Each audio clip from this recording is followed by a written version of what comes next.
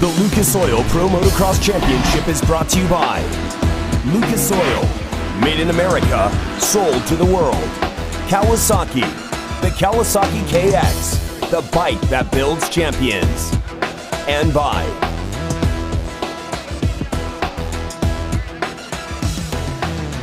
back at the Wick, 338 Southwick. Awesome to be here. We are headed to Spring Creek in Millville, Minnesota next weekend. We'll have the coverage on MAV TV and NBCSN.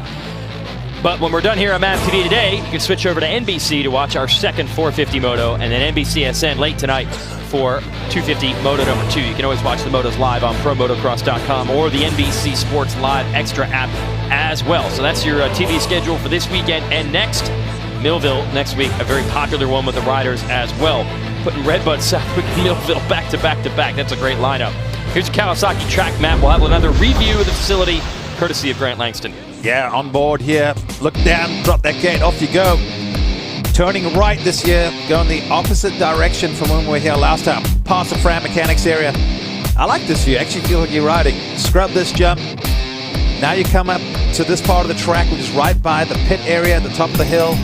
But this is new. Instead of going straight across, they've got this horseshoe in there. We saw some line selection. Very tough to pass through there. Then down here, this is where Tomac was unbelievably fast in that first moto. Long sweeping right, come back over the crest. And then these turns, we've seen a lot of squaring up, meaning going from the outside, cutting up the inside, especially on this one, over the old finish line jump. And then the tighter part of the track. This has been here forever since Southwick, I think, was originated. This right, left, no matter which way you go. Long sweeping right here. It's a little off camber, and it's getting rougher by the lap. Now you go back to the top part of the track and then make a left, and then great passing opportunity down here. Get a great drive, get on the rear fender, get on the gas, down Henry Boulevard, and then this kind of never-ending left. It's a little off camera, same thing, so it's going to be choppy and rough by the end of the day. Over the Red Bull jump, make a right, then you'll hit the new finish line jump right in front of the control tower. This long sweeping left, and that's it. Join the start straight. That's a lap here at Southwick.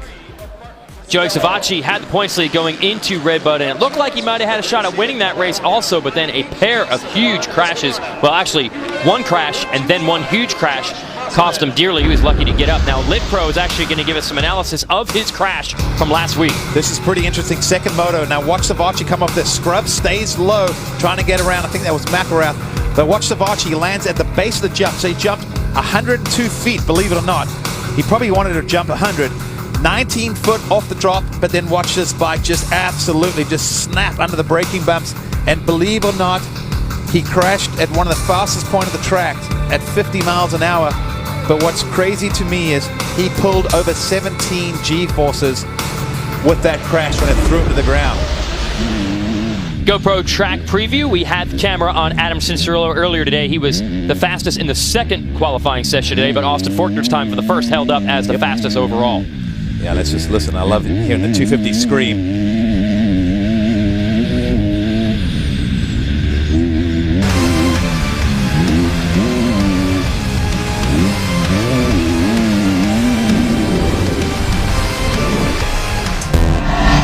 The Lucas Oil Pro Motocross Championship is brought to you by Lucas Oil, made in America, sold to the world. Kawasaki, the Kawasaki KX, the bike that builds champions. And by Suzuki, champions choose Suzuki. Welcome back to Southwick. Let's send it back to Georgia Lindsay at the GoPro starting gate. Now Austin Faulkner, the 17-year-old rookie on the 214 of the Monster Energy Pro Circuit. Kawasaki last weekend, he got a whole shot, led laps. This weekend, first time getting the fastest qualifier. Sand seems to be your thing so far. How are you doing? Good. Went down and threw some good laps out in practice, and just made it happen. Ended up getting fastest lap time, and which is going to give me first pick. So hopefully I can get off to a good start and lead some laps, and maybe get on the box. We'll see. Thank you. Ooh, I saw on the left of Faulkner, Daripa, Jimmy Dakotas. That's the home track hero here. First race of the year for him in the 58, so keep an eye out for it. Back at the Wick, Lucas Oil Pro Motocross Championship. Now, really cool here. We're going to give you some views of the riders as this race goes on. We had GoPros earlier from practice, but we have them mounted live. First of all, looking up at Mitchell Oldenburg, so you'll see just the kind of abuse these guys take, especially on a sand track like this. Probably get an idea of how much a roost they're going to get. And Shane McElrath will be running one for us as well, both of the riders on the Troy Lee Designs Red Bull KTM. So you can see sand being shot up at them and all the angles and looks that they're going to have to deal with on this track. Speaking of KTMs, it's time for the KTM keys to the moto. Well, we're dealing with sand, so that means a lot of elements come into it. Technique, bike, fitness, everything. Fitness is my second point because of the sand, how rough it is. A lot of these youngsters not used to it. It's so easy to tire yourself out in 2 laps. And decisions, meaning what do they do to make the bikes feel good in the sand? People have gone with aggressive tires like full scoop. Some have gone with intermediates. Some guys are running fans on their radiators to keep them cool. Other teams gone with bigger radiators, stuffing foam so that the sand doesn't get in everywhere. And actually, another thing, Jason, doesn't sound like a big deal, but they put a cover over the filter, which helps prevent sand from getting in there, but it also robs a little bit of air getting brought into the engine, so it will rob a little bit of power with that, but you have to do it to get the finish. Fly Racing 32nd car, I guess, about to go sideways, and that is the deal, especially in the 250 class. This track robs horsepower, so the teams don't want to leave any power on the table. Which means they're on the edge. Yes, but that means the bike is less reliable. So they're all playing a very dangerous game. Yeah, we haven't been here in a long time, so no one's sure exactly what's going to happen.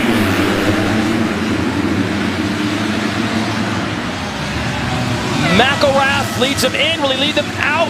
Jeremy Martin able to get to the inside, so Jeremy leads it on the Amaloof Star Racing Yamaha.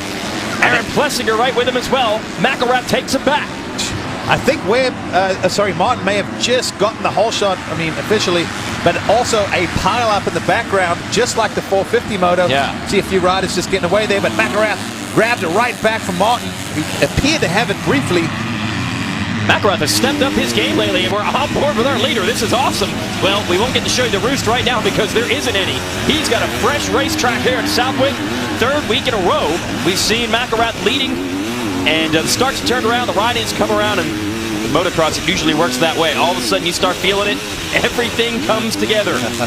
Well, you can just see how much these guys move around, especially on this track. That bike is dancing a lot in the rough stuff. It's amazing, and you can really hear how much the engines labor as well. Well, the funny part is the only time they don't look like they're moving much is when they're in the air. Oh, and McElrath hit a little nasty kicker right there coming the corner, pulled it back straight. That is Captain Tonis in 4th place. I'm trying to figure out, it is one of the monster Pro Circuit Kawasaki's, trying to figure out which one it is as we watch Jeremy Martin and Plessinger trying to put some heat on McElrath. Bad start for Webb, our series leader.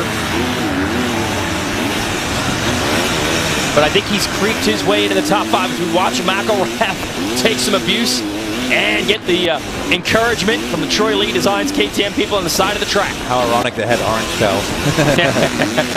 Not so terrible towels. Yeah. That was cool just seeing that, but Shane McElrath, he's just been going from strength to strength, and he's going to lead another lap. So getting quite comfortable leading races is McElrath. He almost won a moto a few weeks back, but he's got a lot of heavy artillery behind him. Jeremy Martin, speaking about a guy who wants to win, I think if there's someone that needs a win right now, it's got to be the 2-time defending champion Jeremy Martin. And Aaron Plessinger getting a great start. He's not known for a start. Let's see what the tall man AP can do. We know he's got some speed. McElrath, though, getting away 1.5 seconds over Martin, who now is going to have to deal with Plessinger, and behind them is Oldenburg, another Troy Lee Designs KTM rider, has gotten around Tonis. Then it's Faulkner, Cincerillo, Dakotas, Webb 9th, and Osborne 10th. Well, how about Oldenburg? We talked about him a couple times, just saying he's slowly been creeping up. Yeah. He's been that guy that's been under the radar. And then right behind him is a freight train of Kawasaki's. Yeah, it's basically like a ride down the test track for these guys. But it doesn't feel that way because they're going for it. So Cincerella trying to go after Faulkner. Both these young, talented phenoms coming out of the amateurs with huge credentials, really showing why Oh, Forkner almost over the bars. Wow. Right in front of them, by the way, is Tonis, the Swiss rider, and another rider with the European experience. Definitely knows how to ride the sand. Good battle here between Cianciarulo and Forkner. Then right behind him, you've got Daripa, Jimmy Dakotas on that number 58. Right behind Daripa, you got the leader of the points, Cooper Webb. He's probably going, nothing is good when you lead the points and you come past the mechanic and you get a P9. No. Especially when you can see a lot of guys that you need to beat in front of you. It starts, I don't want to say makes you panic, but there's definitely a sense of urgency that comes into the fray. Well, the good news though for Webb is that Savachi, who's second in the points, is actually 2 spots further back. He started in 11th. He's the 4th Kawasaki that you'd see out of this group, as Forkner shrugging off that mistake and going right back after Tonis. That's what you got to love about these youngsters. Nothing phases them. When you say, man, you almost crashed, they look at it as, yeah, almost, but I didn't. That's all that matters, right? Now, Cianciarulo closing back up on the rear fender of Forkner. Back to McElrath. He had 19 laps led this year coming in. All of them, I believe, coming in the last 2 weeks. And is adding a bunch now, about 3 more. So far in this moto, 1.8 seconds is the gap. And as you saw in that feature we had a little earlier in the show, he has not raced here before, but certainly was looking forward to it, making it work. He looks great right now. I mean, no pressure. He actually has a small gap, but Jeremy Martin right there. We haven't quite seen, in my opinion, the full Jeremy Martin that we've seen the past 2 years. I think dealing with a little fatigue and certain issues, making some changes in his program. Spoke to him earlier, he said, I'm just slowly getting stronger and healthier and better each week. And then Aaron Plessinger, great ride for him. We've talked about AP and how good he was and how great he was in Supercross, and we know he's got a ton of talent, but he's either gotten a really bad start or the few times he got a good start, I almost felt like he didn't know what to do with it. Right now, latching onto his teammate, he's in a prime position. And here comes that Kawasaki freight train again behind Oldenburg. And now Webb has made the move on Dakotas. So Webb picking up a few points, now into 8th. But you got some studs to have to get through. That's what makes this 250 class so tough. Even if you start in the top 10, you're probably going to have 9 very capable riders in front of you. It is so mixed up this year. Dakotas comes through, then followed by Osborne and Savachi. So yeah, we're going 11 deep with riders who definitely have some speed out here.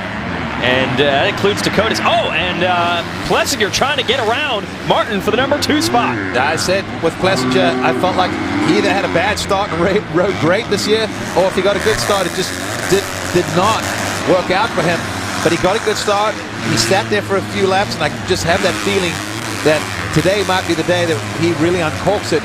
He looks good. He's got long legs, which helps in this type of condition or this type of track, especially in the second motor when a lot of those long sweeping turns get so rough you cannot sit. So you basically almost have to like manual through them, like right there, and they'll just get worse and worse as the day goes on. But Plessinger looking good right now, gets around his teammate. Can he go after McElrath, who's got a 2.6 second lead? Hammer down for Plessinger in second. I know what a lot of the taller guys say, you get the extra travel between your butt and the seat. That bike kicks around and it doesn't tag him in the back like it will some of the shorter guys out there. And you can see all these sections where that might just happen. Yeah. See the bike bouncing around there, but it doesn't hit him. So Plessinger going to try to go to work on this match. Shane McElrath on fire early at Southwick.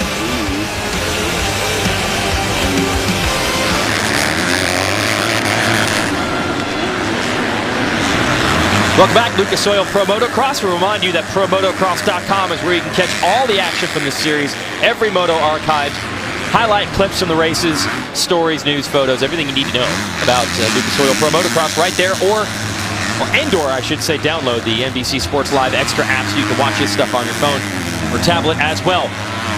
Big battle brewing here at Southwick. Shane McElrath continues to lead. A few spots further back, you've got Oldenburg in the 42 in 4th. Tonis, Forkner, Cianciarulo, Webb. All information. Oh, but Plessinger has caught up to McElrath. Oh, and there's still plenty of time left to go in this race. And let's not count out J-Mart there, who has actually hung with Plessinger after being passed by him, and he's in 3rd. You remember what we saw in the 450 moto earlier today? First half of the moto for Marvin Musquin wasn't great. He was a distant third. He started to pick it back up, so don't count out Martin at all. But right now it's between McElrath and AP. Plessinger just quietly coming about his business, catching up to McElrath. McElrath just, once again, very comfortable, rides his own pace. His pace has been great, so combined good starts with good pace. That's why we've seen him on the podium lately. Plessinger has had that problem of trying to put it all together. He's either had the pace without the start or the start without the rhythm. I think Plessinger missed the line that he wanted, lost a little ground. I thought he was going down when he missed that berm that he wanted, and now Martin is right there. Sand flying everywhere. This has literally become just a battle for the lead. Any one of these guys could be the leader within the next lap or two. We might see Plessinger's fenders in this shot as he goes around the outside. Here it is. He's not able to make the pass. Deep into that Buckley berm. They all want the inside. Oh, Plessinger popped out of it. Martin around the outside. Can't make it work. Martin trying not to follow. Plessinger trying not to follow. So everyone taking different lines at the moment. Oh, with that onboard, you just get such a good look at how low that bike is laid over from McElrath in some of these corners. You can actually see the track on the corner, and Martin takes it. Has he got it side by side down Henry Highway? Oh, and Martin does. He takes the line away, and he gets Plessinger. So we talked about a battle for the lead. Plessinger thought he was probably going to lead by the end of this lap. Now he's in third place. Right. So Martin back into second. They've shuffled it 2 times now. The 2 Yamaha Star Racing Yamaha teammates with Troy Lee Designs, Red Bull KTM leading them, and they've stretched it out. Got about 6 seconds on Tonis, who has now made the move on Oldenburg. Then it's Faulkner, Cincerillo, Webb, Osborne, Savacci, top 10. Alex Martin is 11th. Gonna hook back onto the start straight here. Very high-speed section coming up. Martin's going to work right now. I was gonna say, I don't know if he was just figuring it out or catching his breath or trying to figure out, you know, the race, the moto, the strategy, the pace. But now he's figured it out. Whoa. And he goes up the inside. Oh, and he pushes McElrath out of the way. Jeremy Martin just straight to the front. So we're just talking about Aaron Plessinger and the mission he was on. Now we're going to see a little roost. You'll see some roost bouncing off. And let's see. Up there's the first tear off. So now you know why Tomac went through 21, because he just went through 2 while I was saying that. And you did see out of the corner, Plessinger right there. So he's dealing with the Yamaha sandwich at the moment. Yeah, there is Plessinger. See how close he is on that 23, going for it right now. It's intriguing about these 2. 2 of your buddies from South Africa are their trainers, and they're both guys who have won motos and even an overall at this track. Tyler Rattray, who works with the Troy Lee riders, McElrath, and Gareth Swanepoel, who works with Plessinger. So their trainers definitely know how to give some tips on how to do well at Southwick. I think it's always good when you got someone with some great knowledge, and as you can see this year, Swanepoel's done a great job with these guys over at Yamaha. We keep talking about the Blue Crew and how well they've done, but McElrath definitely holding the flag up high for KTM. It's probably not been their greatest season in the 250 class, but got to be impressed with Shane McElrath and how he's indirectly, or should we say unintentionally, he's become the team leader of this team. His teammate Oldenburg, you know, a youngster, so just out of maturity and the fact that there's hardly anyone left, Shane McElrath flying that flag high. Yeah, a lot of injuries right now. Justin Hill out, Alex Fry out, Jesse Nelson out for that team. So right now McElrath trying to hold up the fort, but that fort is under attack from Aaron Plessinger, trying to get him in this way most of the moto, these 2. Yeah, fantastic moto going on here. So Plessinger, I feel like for AP, if he wants to win this moto, he's got to get around, because look at Jeremy Martin. He's starting to stretch it out a little bit. Yes, we still have time. But as we know, it's running the pace of the leaders is one thing. But when you're back or you've lost a bunch of ground, you now have to be the fastest guy, the undeniably fastest guy on the track in order to try and catch up. But like I said, McElrath just riding his moto, his race. You saw Jeremy Martin in this corner the lap before basically move him out of the way. Oh, I thought AP might have. He thought about it. McElrath did a good job of closing the door. He said riding his own race. Wait a minute, one of the Kawasaki's is starting to creep into this fight. Would it be? Yes, it is. Arno Tonis beginning to close in as these 2 fight each other. Don't count out Tonis, who has 1 career moto podium in this, and it was really the only time he even raced with us last year. Came to Washougal in a muddy moto, got third in the first moto, wasn't able to finish Moto 2. For Tonis, it has been a struggle with injuries and really illness in his time in the U.S., but he's picking it up here. A lot of talk about vision and tear-offs here, especially with that first moto battle.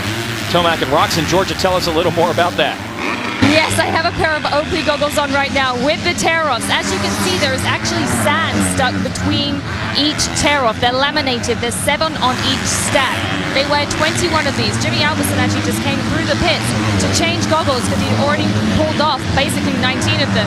But what they do is they put the hand across their face, they grab this, comes off, and normally it's clear vision, but because the sand is so fine, it's not like regular dirt, it easily gets stuck between each of the lens, and that's the problem right now. I know also the goggle guys try to find ways to prevent sand from getting inside the goggle, but you're talking these fine particles. You can only do so much. They've done fantastic work as far as improving it. It's the same thing we talk about with the reliability of the bikes. You can make it better and better and better, but nothing is foolproof in these conditions. Hey, we're halfway through the moto, 15 minutes down, 15 minutes to go. You can save 15% or more on your insurance. Call Geico. And 3-rider fight now. Tonis has caught this group. So Tonis potentially can go for a podium here. That would be a huge boost for the Swiss man on the Monster Pro Circuit Kawasaki, who has shaken the rest of the crew. He had quite a pack he was dealing with. Oldenburg, Faulkner, Cincinnati, and Webb, and he's pulled away. It's on the pitbull day. Come on! They're basically saying, come on, Plessinger, you got to get around McElrath because Jeremy Martin is slowly just disappearing in the distance. 4.5-second lead over this battle. You see him at the bottom there. But Aaron Plessinger needs to get around McElrath because I do believe that Plessinger's got the pace that if he can get around, he might be able to go back after Jeremy Martin. So question now is, where is Cooper Webb? Our championship leader is not having one of his greatest motos. 7th right now, but it's actually a pretty close pack. So he's got a shot in the second half of this race to try to make up some ground. As we watch this pack, this is the first group. You got this McElrath, Plessinger, Tonis group. Then the second one is going to be Oldenburg, Faulkner, Webb. And Webb's putting pressure on Faulkner right now. They've already got Cincinnati. I think it's going to start blending in a bit. It's going to be just the wolf pack. We're going to have everyone together there in a few minutes because everyone is running down everyone at the moment. They're putting the pressure on. Oh no, Oldenburg. Oh, we thought that bike problems could be an issue here, especially in the 250 class. Are we going to see our first victim of the deep sand? Well, that looks to me like it's just puking out coolant, which means that bike is overheating. The coolant is basically boiling and it's steam. So as long as there's coolant coming out, we always say, you're okay. It's when it stops because you know it's literally around the corner before she says, enough is enough. So steam means there's at least still some coolant in there somewhere. It means it's just coming out. We still have a chance. All right, unfortunately, 12 minutes and 2 laps to go. That's a long way for Oldenburg to try to get it to the finish line, and he is under intense pressure from Faulkner and Webb. And Webb has Savachi way back in 10th right now. Look at this. Tonis just blew by McElrath and Aaron Plessinger. So Arno Tonis having a fantastic race. I'm sure there's some people at home going, who? Arno Tonis was one of the top GP riders. Mitch Payton, always someone looking and scanning for the next talent. Brought over Tonis. Tonis, like you said earlier, Jason. Plessinger, sorry, I thought I had. Go ahead. Yep. A lot of injuries, and then had that Epstein's ball, or mono as people know it. And finally getting back into racing, and he's kind of been quiet this year, under the radar, because like you said, never really lit the world up, but close. And look at this, Plessinger now finally takes a page out of Jeremy Martin's book. Out the inside. Oh, McElrath. Oh, I think he had took his hand off there. I told you, the Wolfpack's coming. Yeah, absolutely. They've all caught it, including his teammate, Oldenburg, who now no longer has steam coming from that bike, or at least not as much. I don't know if that's good or bad. Webb has gotten Faulkner. Webb's got an opportunity to make up a huge pile of points in just a lap or two. First the move on Faulkner. Earlier he got Cincinnati, and now he's got a pair of KTMs right in front of him. Oldenburg going after McElrath. What has happened to the number 30? Yeah, McElrath definitely struggling a little later in this moto to go on board. He's still holding on to that final podium position. Webb said, hey, there's an opening. I'm going for it. And then look at this now. Oldenburg back up the inside. I think Webb still has it. He's got a couple feet advantage. So Webb makes that pass, like you said, Jason. He's got to know that at this point of the season, it doesn't even matter at this point of the season. Faulkner got sideways there coming out of that corner. So Faulkner loses a little bit of ground, but Cooper Webb knows he's got to get every single point. So he's going to fight, and like I said, he will fight. And Cooper Webb, if you leave that door partially open, he's going to open it, and then he'll slam it back in your face. It's been the Cooper Webb thing really his whole career, but especially these last few races. The second half of the race, putting it all together. I asked him about it after Muddy Creek, and he said, you know, we're working on the intensity, but I think this is just how I operate. Really catching fire late in the motos, and he just did it here. He has gotten around Oldenburg, McElrath, Faulkner, Cianciarulo in the course of last 2 or 3 laps. That is valuable points. Now he's in 4th, trying to minimize the damage in the series standings. Jeremy Martin, who's in the lead, I believe is 34 points down on Webb. Now we're only halfway through the series. Long, long way to go in this championship. Could be a nice shot in the arm, though, for J-Mart. If he can go and take this, what would be his 3rd motor victory of the year. Win! The mechanic of Webb, Eric Gass, is calling for the victory, saying go for it from 4th place. Hey, he's 12 seconds back. Now, normally it's not impossible. No, a normal track, 12 seconds a lot to make up, but it is possible at Southwick. We've seen it, where riders make up 3-4 seconds a lap. Webb catching fire. How far can he go? As McElrath dealing with that Wolfpack is called. Riders all over the place.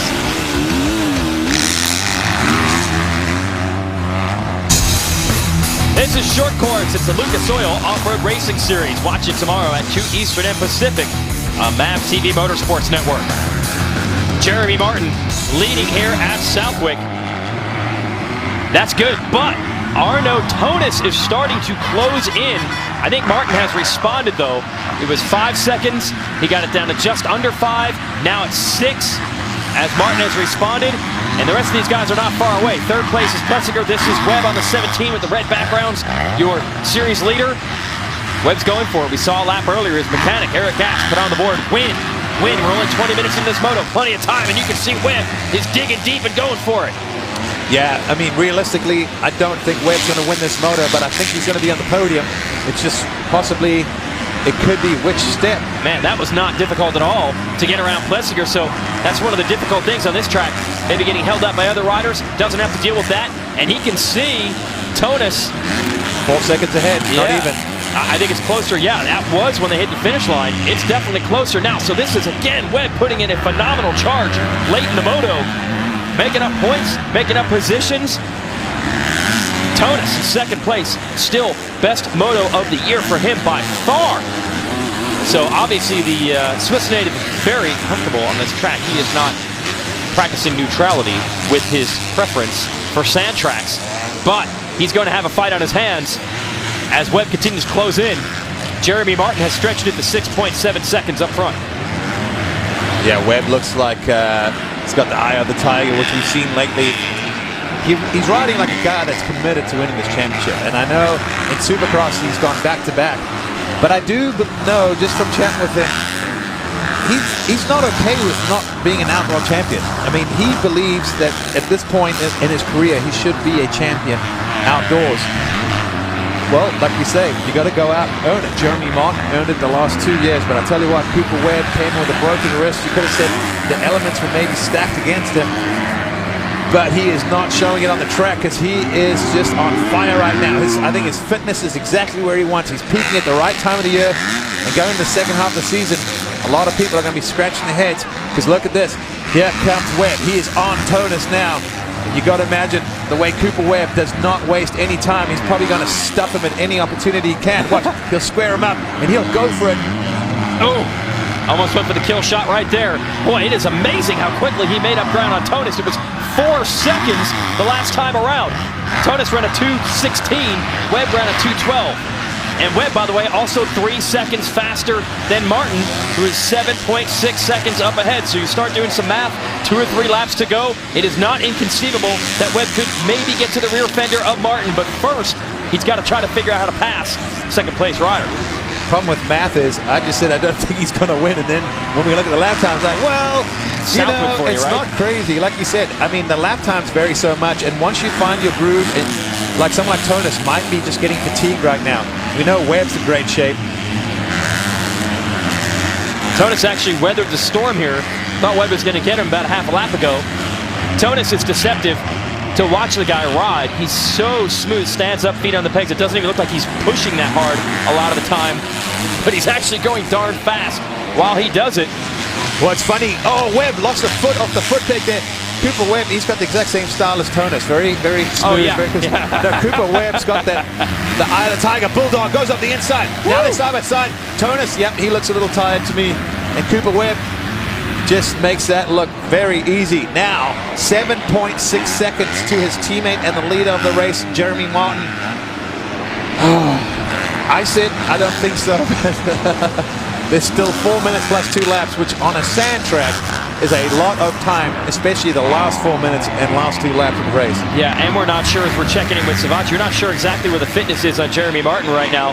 Savacci, by the way, who was your points leader up until a week ago, bad start and has not been able to do much since then. He is still in 11th.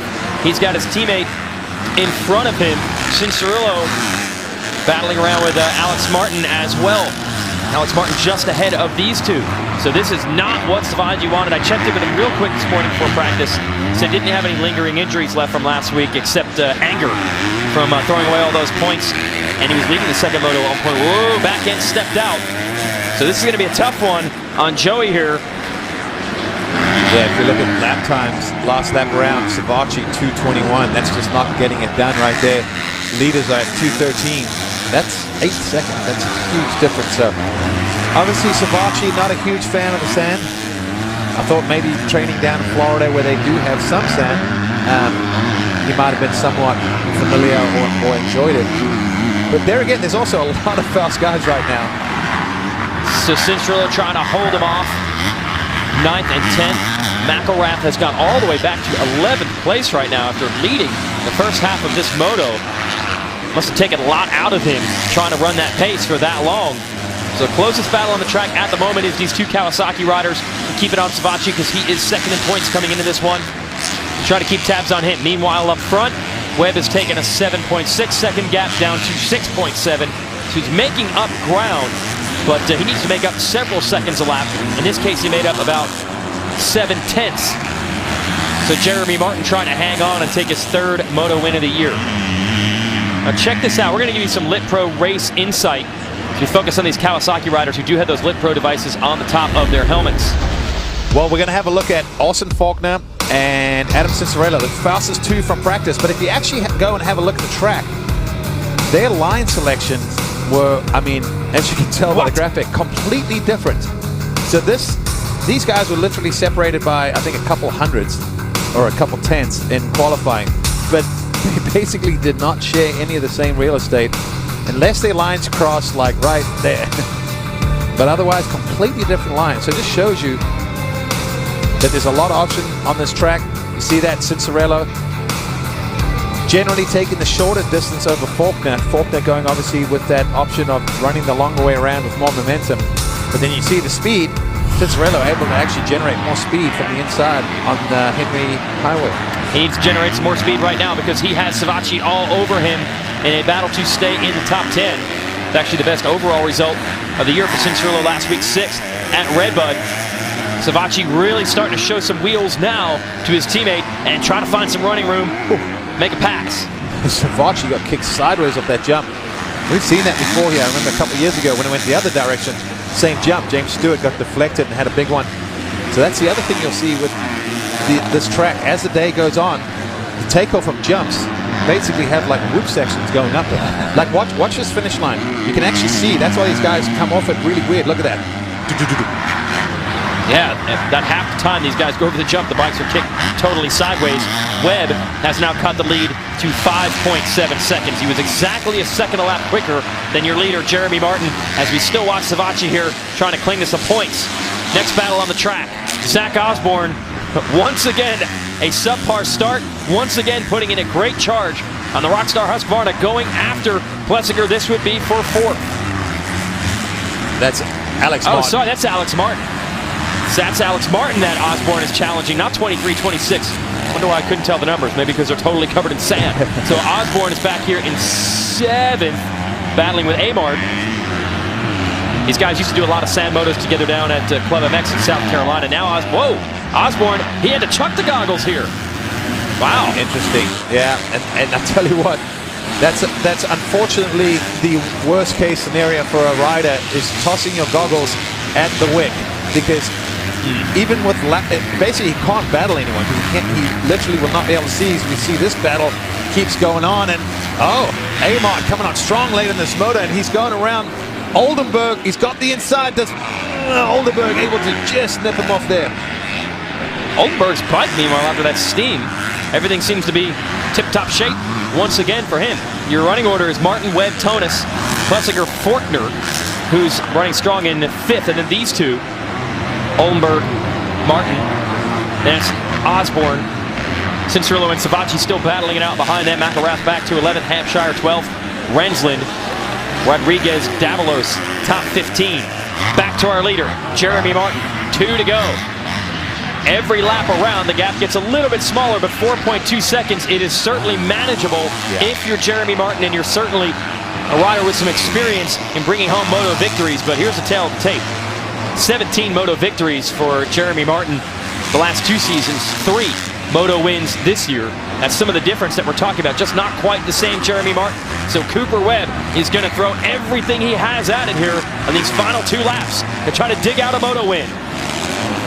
He's pushing hard, you can see it. He's not trying to conserve any energy, he's going for it. But I feel like at the same time, Jeremy Martin's doing the same thing. He's pushing hard, even though Webb is gaining ground. He's been consistently about a second lap quicker lately. But you get that feeling time is against him with about a lap and a half or so to go. It's going to take for a little bit of a mistake from Jeremy Martin. There's Martin. You can see the gap. Whoa, nice job by Webb jumping some of those bumps to get down that hill. He's going to get him in his sights, I think, here, maybe with a lap to go. Will there be enough time? And if J-Mart finds out he's back there, can he respond? Whew. Webb's points leader. We do not even need to ask him if he is changing his strategy now that he has the points lead. Absolutely not. He is going for it with everything he has. He sure is.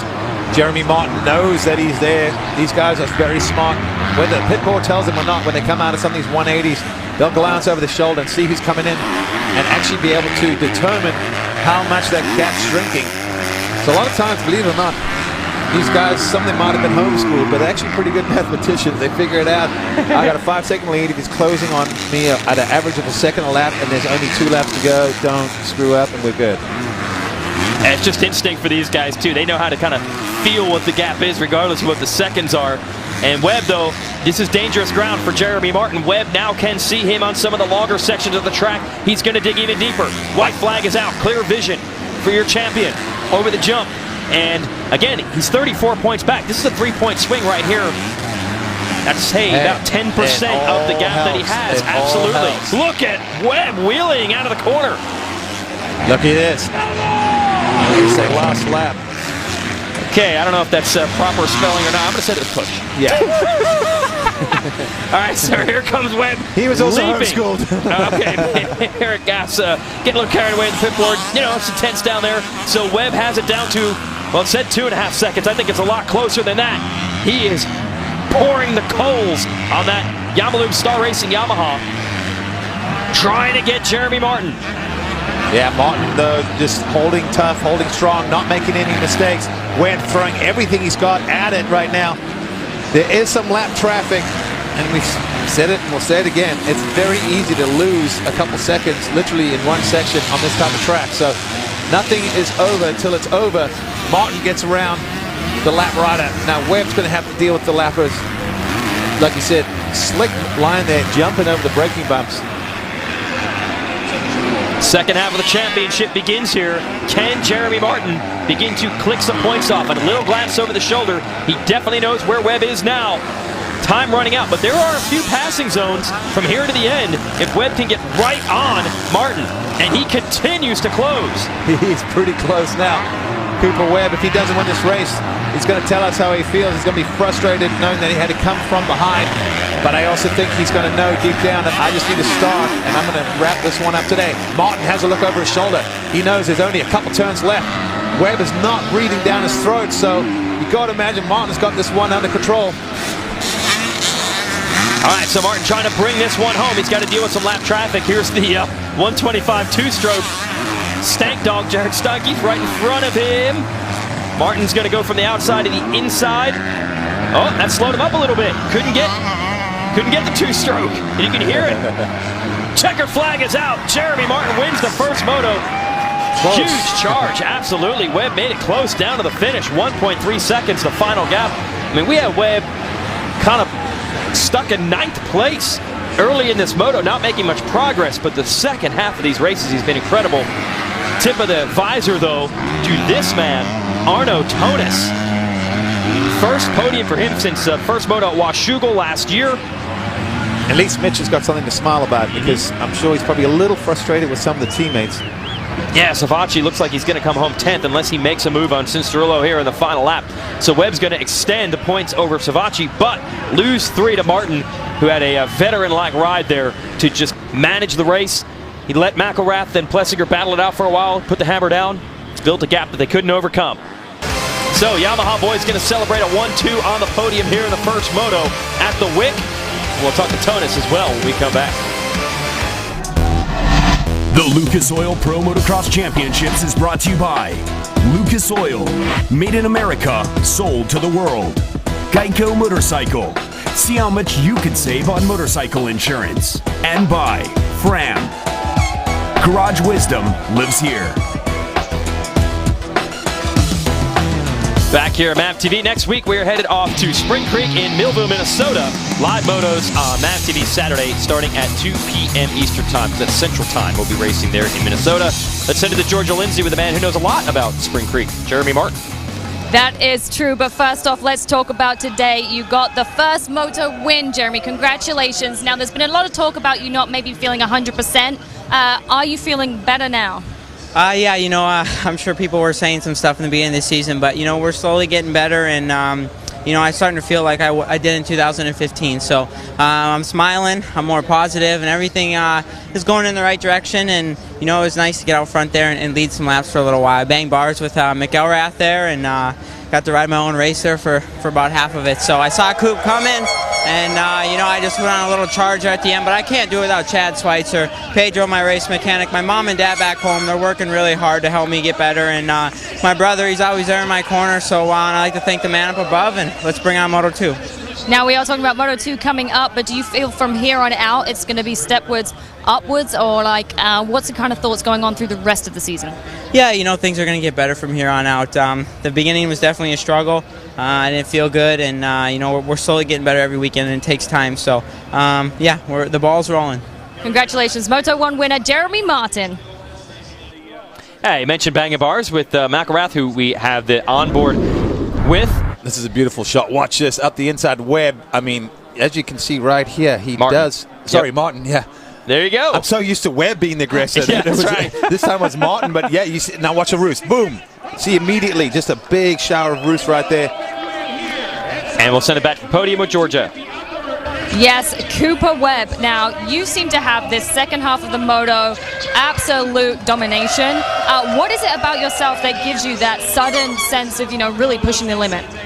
I just had no choice. You know, I didn't get a great start. I was probably around 10th, and just took me a little bit to make some passes. The track's kind of hard to pass, so the really good start helps. Just went out there and, you know, was trying to make passes, and sand is no joke when it comes to vision. You know, you make a run and you get blurred with your goggles. So tried to be smart. You know, we were all in a pack, so some guy was going for a pass and you were trying to pass them. So it was fun, but, you know, just get a better start and felt really good. You know, I was able to catch Jeremy from pretty far back those last couple of laps, and so I'm feeling good. Hopefully get a better start and go out there and do my thing, and couldn't do it without the Lord Jesus Christ, my mom and dad, Polestar Racing Yamaha, Yamalube, Rockstar Energy, Toyota Escondido, my mechanic Eric Gass, Monopool, just the whole team. Thank you guys, and hopefully be back up.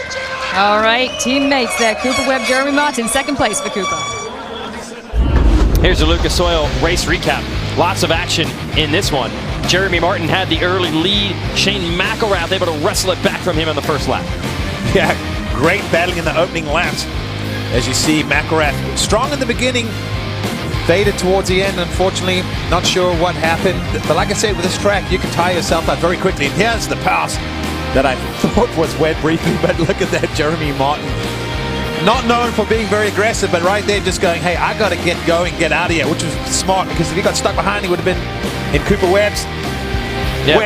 As Webb is starting to take on everyone basically coming through the pack. But I like his comment. How do you get so strong at the end of the race? I don't have a choice. He's basically saying, I'm going for it. So Martin wins. Webb put on a great charge. Show you the results here. You're not going to see in this top 10 is McElrath, who led a lot of this, ended up 13th. Savacci, a disappointing 10th. Let's go back to Georgia. Let's go back to Georgia. Yes, and Anu Tonos, congratulations. Second time ever for your moto podium here in the United States. You haven't been on top form recently, but are you feeling better, and did you like Southwick? Yeah, it was really fun. The track's hard, so definitely was a hard work for us, but I had fun. I had a pretty good start also, so it was the first time I was in the top 5 on that first lap, so it helped me a lot. And like I said, it was rough. The last few laps I was kind of tired and tired. You know, I haven't been up there for a long time, so it felt really good. I'm happy, and I want to thank the whole team for staying behind me through the hard time, and it feels really good. Congratulations, Anu Tonos, third in the first moto. Good job of the Monster Energy Pro Circuit Kawasaki rider. Here's your upcoming schedule in Lucas Oil Pro Motocross. Next week, Spring Creek in Minnesota, Washougal, then a big break, and the stretch run. Unadilla in New York, Budds Creek in Maryland, and the Ironman National in Indiana will wrap up this championship. For Georgia Lindsay, Grant Langston, I'm Jason Wygant saying so long for now. We'll be back at 3:30 Eastern. Check us out live on NBC for our second 450 Moto. Congrats to Jeremy Martin and Eli Tomac.